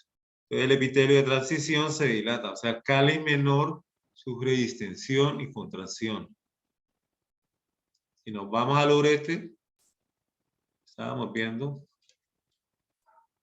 ¿qué sucede si yo empiezo a echarle agua a este tubo y está cerrado por ambos extremos y yo empiezo a echarle un líquido? Entonces estos pliegues se van borrando, ¿entiendes? Y termino teniendo es un aro con este epitelio, ¿cierto? Y si le echo más agua, ¿qué pasa con ese epitelio? Pues el epitelio se estira más. Así funcionan los uretes en la vida real. Entonces, esas goticas de orina que están produciendo en los cálices menores y que se van por la pelvis, ruedan, pero el uréter en la parte baja tiene una válvula. Entonces, esa orina no pasa a la vejiga inmediatamente, ¿sí? Entonces, el uréter se va llenando como un vaso. Y al irse llenando, esta luz se va llenando y los pliegues van desapareciendo. ¿Sí me entienden lo que les digo? La luz se va llenando más hasta que de pronto desaparecen los pliegues y esto ya se ve como un aro, el epitelio, ¿sí? Está muy lleno. En ese momento recibe una orden de que el uréter se tiene que desocupar. Y el músculo lo hace un movimiento peristáltico desde la parte superior a la parte inferior. Entonces sale un chorrito de orina a la vejiga. Así funciona, ¿sí? Y el uréter queda desocupado. Entonces viene otra vez, otra gotica de orina, otra gotica, el uréter se empieza a llenar. Después de que se llena, se empieza a distender, sus pliegues empiezan a ceder, se empieza a llenar. Ah, pero pongámosle algo diferente. Resulta que ahora no es la orina, es una piedra, un stone, ¿sí? Un cálculo que es de oxalato de calcio, por tomar tanta gaseosa o bebidas energizantes. Entonces el uréter acá se siente lleno y viene el reflejo del músculo, entonces el músculo llega, no lo puede comprimir, es una piedra, no puede desocuparlo como el líquido, entonces sigue haciendo fuerza, el músculo, son 3 músculos los que rodean, muy fuerte, y entonces empieza lo puede triturar, o sea, la fuerza es tanto que puede triturar el cálculo. En piedras más pequeñas pasa el dolor, cae a la vejiga. Si cae a la vejiga algo muy grande, puede tapar la salida de orina de la vejiga y dificultar la orina. Si el cálculo está muy grande, puede pelar acá el epitelio. Y al pelar el epitelio y al pelar acá lo que queda debajo, la lámina propia, puede haber sangrado. Entonces la orina puede tener color. Orina es Coca-Cola, le dicen. O si es poquito, al parcial de orina hay glóbulos rojos, hay hematuria. Es un examen que se toma cuando hay cálculos cólicos renales. Dolor tremendo, dolor fuerte, el que no lo ha experimentado. Yo hasta ahora no lo he tenido, pero dicen que los pacientes están desesperados. ¿Qué pueden hacer ustedes? Buscapina es la primera droga que se debe poner. Cápsulas de buscapina y si lo pueden inyectar, mejor. Lo empiezan a controlar así. Si no se ven los cálculos, toca llegar a poner hasta opiáceos, que son analgésicos derivados de la morfina, del opio. Son potentes. Bueno, el fentanilo. Fentanilo tiene un problema que ya lo está en el mercado negro en pastillas. Y es una sustancia que es 50, 100 veces más potente que la morfina. Está produciendo mucha muerte por sobredosis. Porque el fentanilo se utilizaba como un medicamento, se utiliza para profundizar la anestesia, etcétera. Pero ya la molécula se ha popularizado en el mercado negro. Por lo menos este señor llamado Prince, quien escuchó canciones de Prince, Purple Rice, ¿sí? Este señor era adicto al fentanilo, terminó matándolo, ¿no? Porque es droga ya como muy pesada, ¿no? Entonces, generalmente los opiáceos, la heroína, la morfina, todo esto, matan a los pacientes porque son depresores respiratorios potentes. Entonces la persona empieza a respirar cada vez más lento, hasta que pues, no respira, se asfixia, se le vuelven las uñas moradas, los labios, las mucosas. Entonces hay un antídoto que inhibe los opiáceos. Lo tienen en los centros médicos. Se llama el Narcan, ¿sí? Al aplicárselo al paciente, pues el paciente se empieza a recuperar, se despierta, no sabe ni dónde estaba. Y muchos adictos se ponen bravos, ¿por qué no? Porque les quitaron el viaje de la heroína, ¿sí? Estaban muriéndose. Cuando llegan allá, que por qué les aplicaban eso, que yo no sé qué, etcétera. Entonces, esos opiáceos se aplican para el cólico renal y para los dolores intensos. Se utiliza mucho en el cáncer, dolores canceríferos, pacientes terminales con anestesia directa a la columna, con goteo permanente. Yo lo he visto, pero estos pacientes no están acostumbrados a esos fármacos. Imagínense que una persona, una señora de 60, 70 años, sana, que no va a probar el alcohol, la sometan a todas esas sustancias, empieza a tener alucinaciones, empieza a ver cuestiones raras, empieza no. Pero sí lo he visto en la parte clínica. Entonces, en síntesis, el uréter tiene estos pliegues ureterales, tiene un epitelio de transición, sería la luz por donde pasa la orina. La lámina propia forma esto, los pliegues ureterales,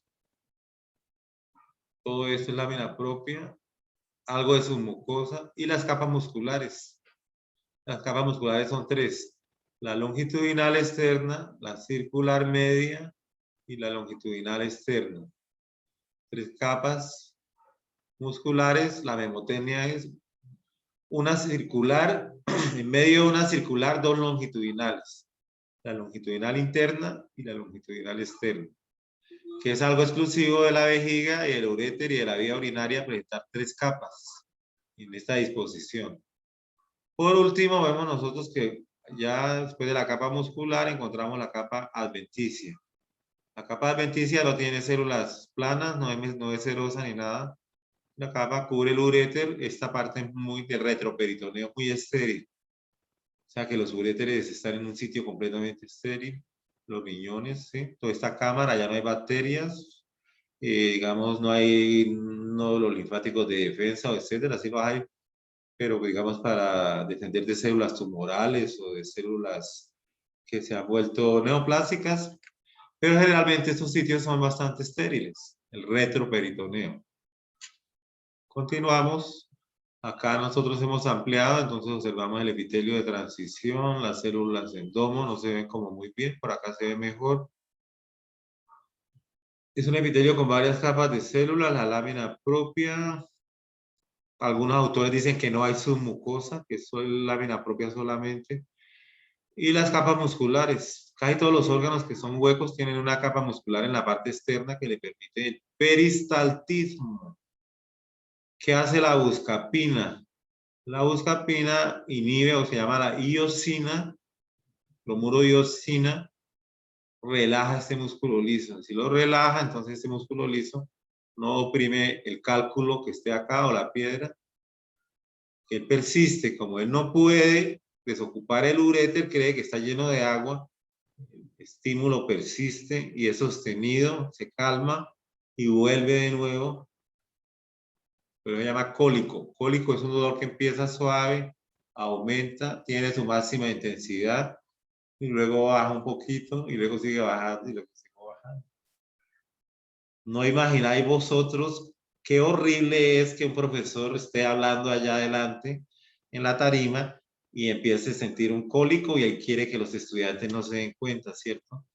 Y uno va hablando y no, le duele durísimo y se hace el que no, porque uno sabe que después del cólico disminuye y pasa. Los cólicos son como los dolores del parto, exactamente igual, aumenta, se sostiene y luego se relaja. Los que han trabajado en eso, desde que hay gente, lo saben. Por último tenemos nosotros la vejiga. Entonces en la vejiga nosotros vamos a encontrar el epitelio de transición que tiene las células en domo. Es un epitelio estratificado. Aquí encontramos la membrana basal que lo separa del tejido conectivo. El tejido conectivo es un tejido conectivo lazo. ¿Quién lo fabrica? Ya nos vamos a ir de histología. Lo fabrica estos fibroblastos. Son células que en mí, si yo tuviera los medios, trataría de hacer cultivos de fibroblastos, ¿sí? Entonces le sacaría fibroblastos a su, podría hacer a su mamá, a su abuelita. Haría cultivos de fibroblastos y después se los inyectaría a la piel. ¿Qué piensan ustedes que podría pasar? Rejuvenece. Rejuvenece porque son, aplica fibroblastos jóvenes y empiezan a producir sustancia fundamental, que es el ácido glucurónico, el ácido, ¿qué? Todos estos, el ácido hialurónico, los proteoglicanos, toda la sustancia fundamental, que eso es agua. Son moléculas, son esponjas retenedores de agua que le dan la, entonces adiós a las cirugías plásticas.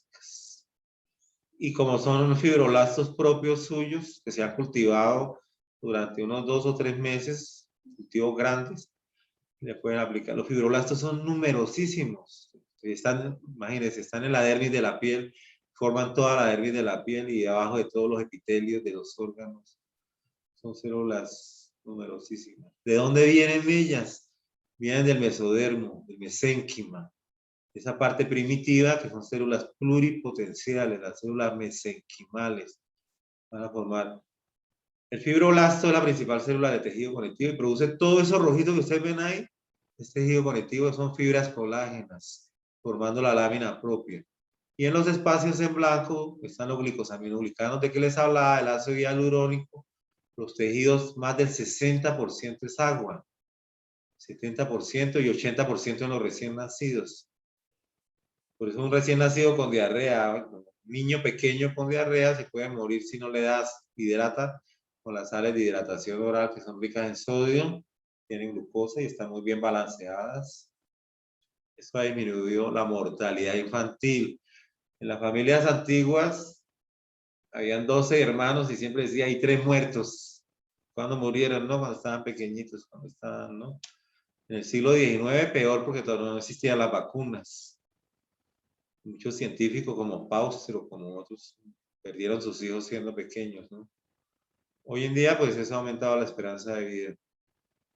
Un músculo que vemos en la vejiga es el músculo detrusor, las masas musculares, y de esta manera entonces nosotros contrae de la orina. Yo les decía a usted, ¿usted cómo puede saber qué tanto está usted orinando diariamente, sí? ¿Qué tanto lo puede saber? Pues puede medir la orina de 24 horas, ¿sí? ¿Cómo lo hace?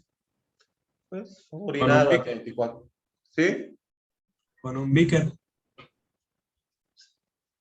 ¿Y la última cuál sería? Que usted recolectaría para llevar al laboratorio. Pues no sé. La de la mañana, ¿entiende? Y la lleva más fresca. ¿Hay que refrigerar la orina o usted la dejaría al aire libre?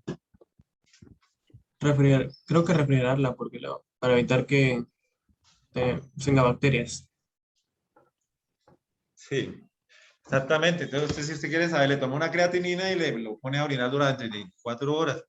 A ver cómo se encuentra. ¿Sí? ¿Qué otra pregunta tienen?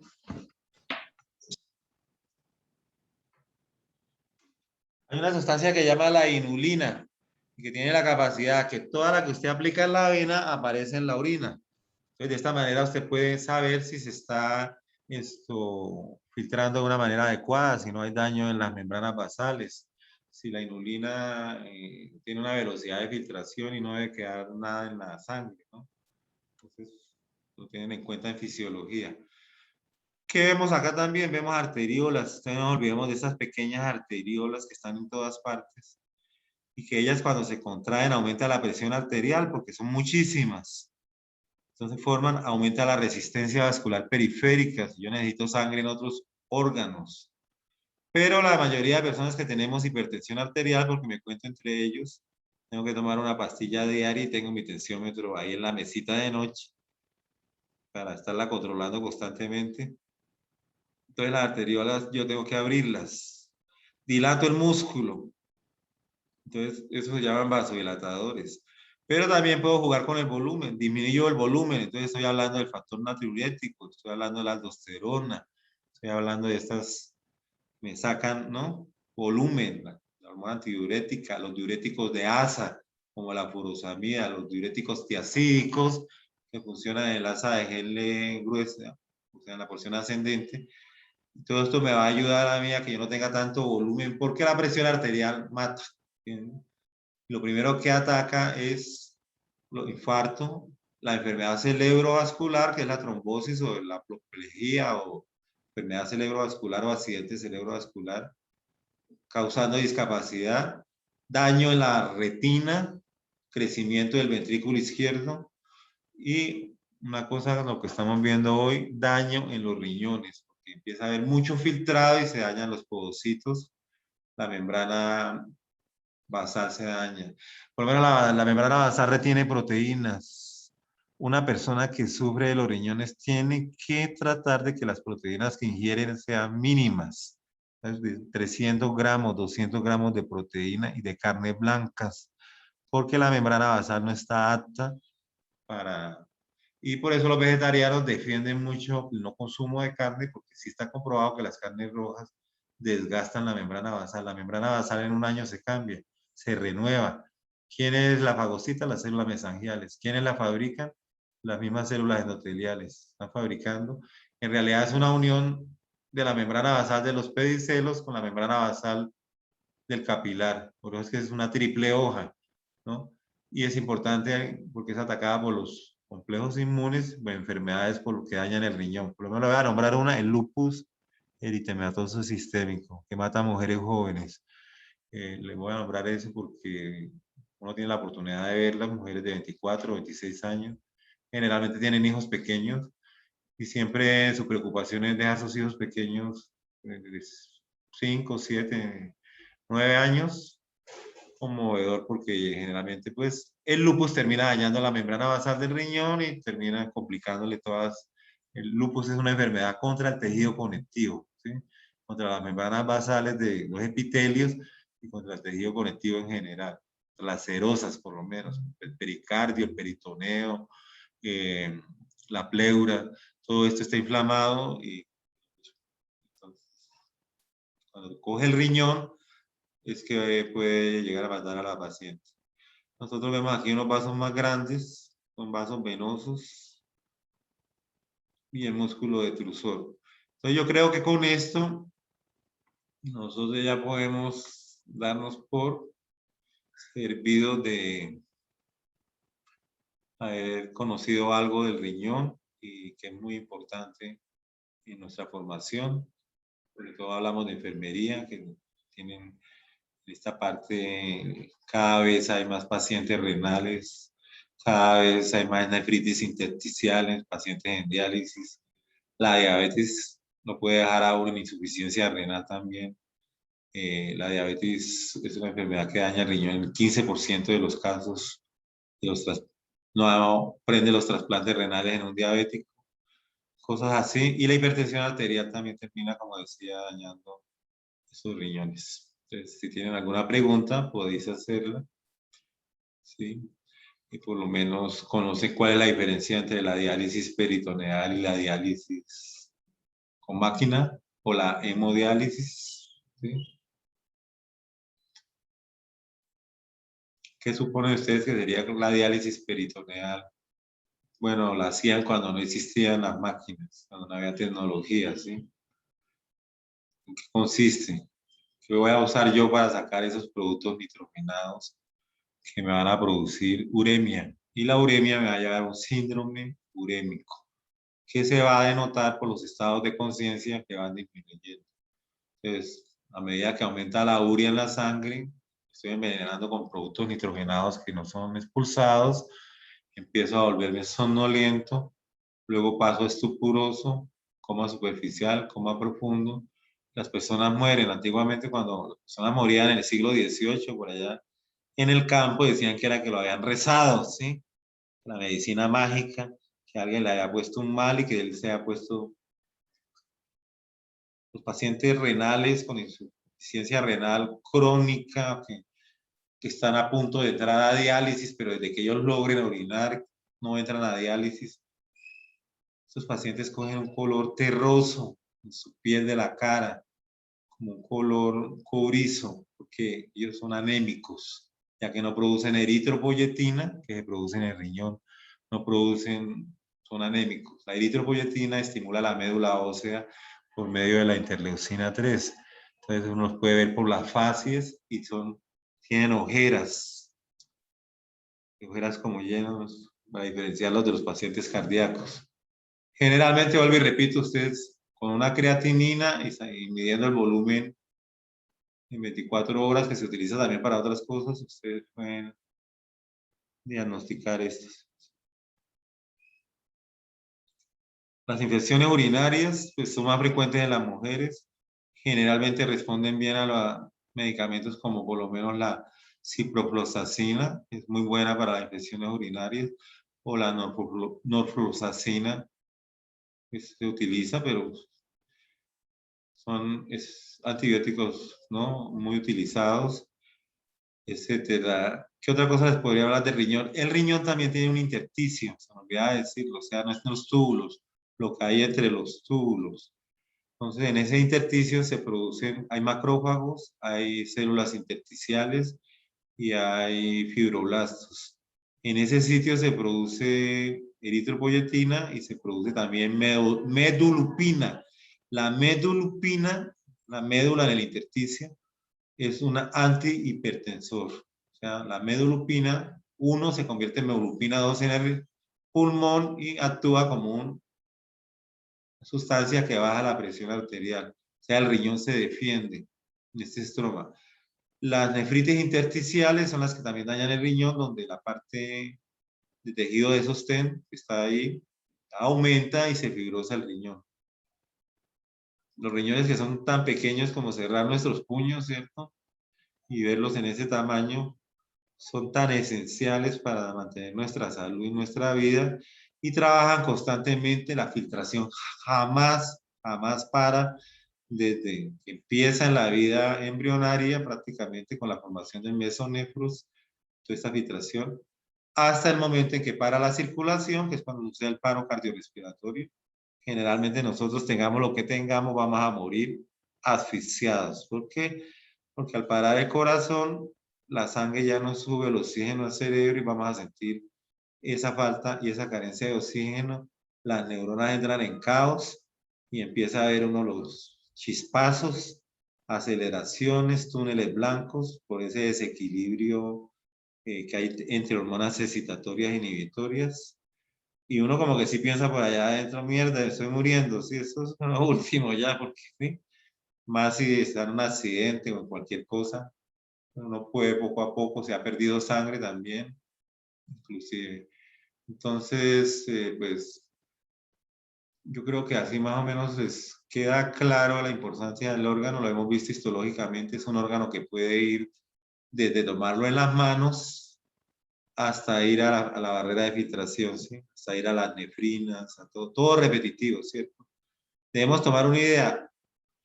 Un corpúsculo con su nefrona y su túbulo colector, eso es un riñón en miniatura. O sea que nosotros tenemos 1.200.000 nefronas con sus glomérulos y corpúsculos en cada riñón filtrando, ¿sí?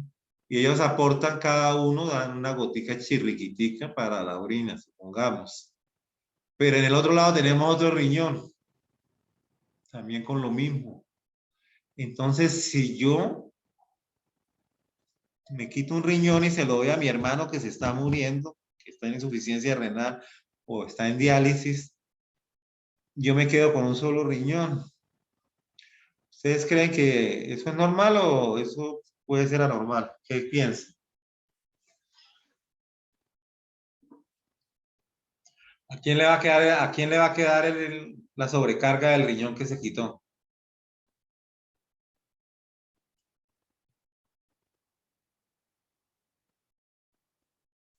Al otro riñón, ¿cierto?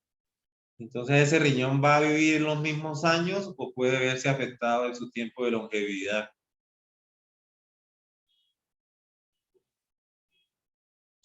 Ahí se la dejo planteada porque tiene muchos aspectos éticos, ¿cierto? Es decir, puede decir, yo no dono el riñón porque yo pues, me quedo con un solo riñón y yo pues quiero vivir bastante también y entonces, ¿sí? Yo le dono el riñón porque es mi mamá, es mi hermano. Y, a la gente que se le dice que no pasa nada, que el otro riñón asume, el otro riñón asume el trabajo, ¿cierto? Sí, el trabajo, pero el doble. Es como si estuviera trabajando y lo pusieran a trabajar el doble. ¿Sí? Entonces, esto lo discutíamos con algunos colegas que sí tiene incidencia o no tiene incidencia. ¿Qué dicen las estadísticas? ¿Qué pasa con estas personas que donan los riñones? Si se les dice que esto es malo, van a dejar de haber donadores de un riñón. Hay países donde se venden los riñones.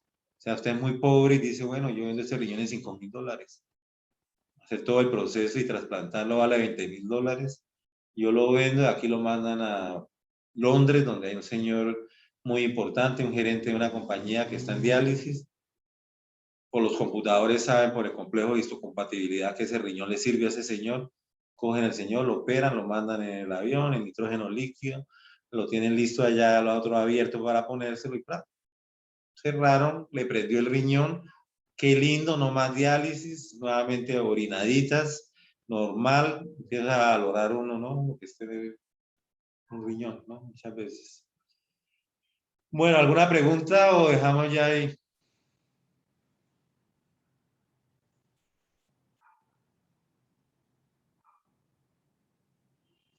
Bueno, entonces espero que les haya quedado un buen conocimiento.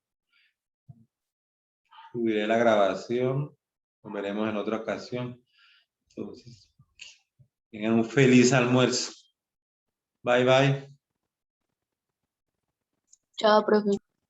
Chao. Chao, profe, Hasta gracias. luego, profe. Chao, profe, hasta Hasta luego, luego. mijitos. Hasta luego. Estudien mucho. Tienen dura esta finalización del semestre. Bye, bye.